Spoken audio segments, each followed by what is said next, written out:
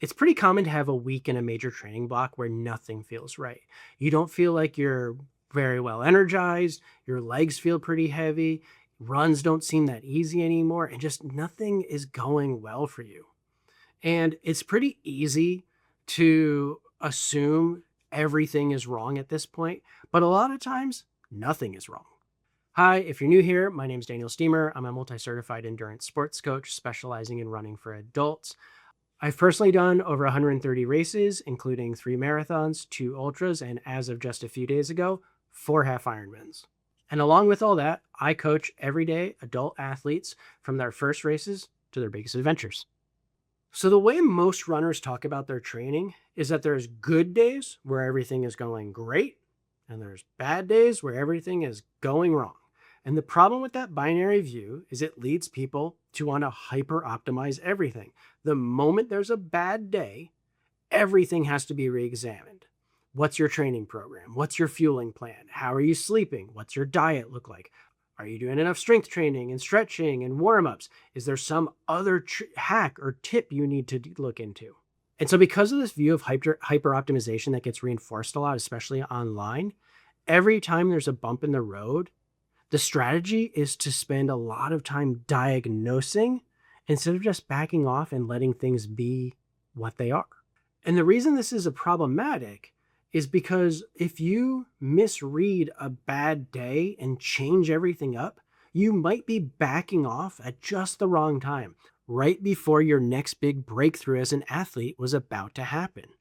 And that's honestly how I see training fall apart for a lot of people. It's not that they got injured or it's not that they had a bad program, it's that they're constantly changing everything and nothing is really given its time to let you grow to that next level. And so when you could have just stuck with things for the next 2 weeks and let those adaptations arrive when they were planned to, you're not there for it anymore because you've gone off on a whole different routine. So there's this process in training that you'll see in any mode of training called progressive overload, where you build up the stress over a few weeks to stimulate the body to change, and then you pull back for a week at the end of the cycle to let those adaptations sink in, to let your body grow and catch up to all the stress you've been loading it with. It's a very proven mechanism across all spectrums of fitness and training, from strength training to endurance sports. So, just to make this really concrete, here's a style of progressive overload I use with most of my clients in a 4 week cycle. The first week is called foundation, where we set the baseline. The second week is progression, where we ramp things up a little bit.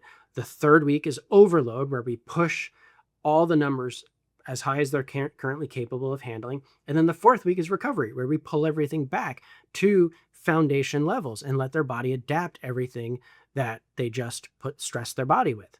And then we start over with another 4 weeks. The trick is understanding that on week 2, and especially on week 3, the overload week, things are supposed to be hard. It's okay if you can't finish all the workouts and training.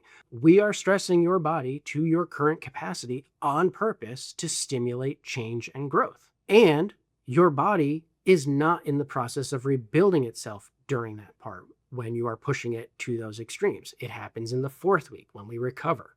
So, of course it feels hard. That is intentional. That is by design. And there's a little bit of a gap in experience here because what is normal for you might be here, but on overload week, we've pushed it up here. Yeah, you're going to feel like your performance is dipping. You're going to struggle to run the distance. It's a farther distance than you're used to. You're going to struggle to hit your speed goals. It's a faster goal than you're used to.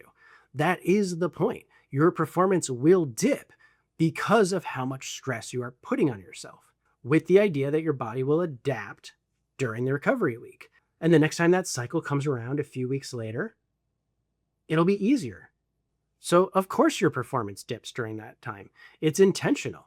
And your body will adapt during the recovery phase. And when we start the next cycle, your foundation will be slightly higher than what it was last cycle, because those adaptations will take and hold, and you repeat the process. And over time, your performance goes up, comes down a little bit, goes up higher, comes down a little bit, goes up higher. And that is growth. It is not a straight line.